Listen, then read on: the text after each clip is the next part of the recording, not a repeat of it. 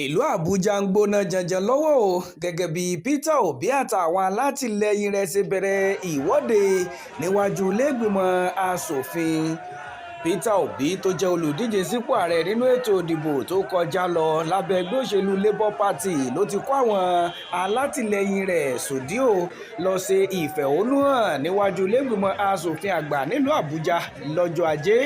Nígbà tó ń bá àwọn akọ̀ròyìn sọ̀rọ̀ ó ní tó ń bi àwọn táwọn ń jáde nínú ní òfin ètò ìdìbò tuntun eléyìí tí ilé-ìgbìmọ̀ asòfin àpapọ̀ ṣẹ̀ṣẹ̀ bu ọwọ́ lù tí kò fààyè gba kí àjọ elétò ìdìbò máa fi èsì ìdìbò sí orí ẹ̀rọ ayélujára ní wàràǹṣeṣà tí ètò ìdìbò bá ti lọ lọ́wọ́.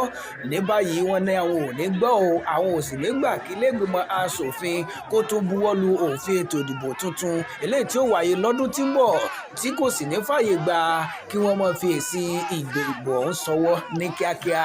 Wọ́n ní àwọn ti rí i pé àwíjàre àwọn asòfin òun ni láti ṣe mọ̀gòmọ́gò èrúbò.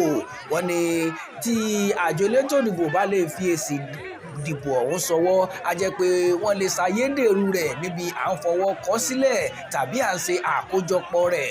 Wọ́n ní kódà bí ilé-ìgbìmọ̀ asòfin bá kọ̀ tí wọn ò bá jókòó lọ́jọ́ ajé tèmi tó bá ṣe lọ́jọ́ ìṣẹ́gun ni àwọn ò tún jọ péjú ni pẹ̀lú ìfẹ̀hónúhàn tako ìgbésẹ̀ àwọn asòfin o. Kí lèrò tẹ̀yin ọmọ orílẹ̀-èdè Nàìjíríà? Ǹjẹ́ yìí náà ń ṣe àtìlẹ́yìn fún Peter Obi pẹ̀lú ìwọ́de eléyìí tó ń ṣe tako àwọn asòfin lórí òfin ètò ìdìbò tuntun?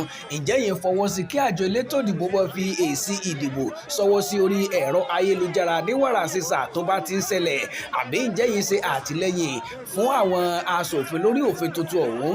Ẹ fi èrò yín hàn sábẹ́ ìròyìn yìí.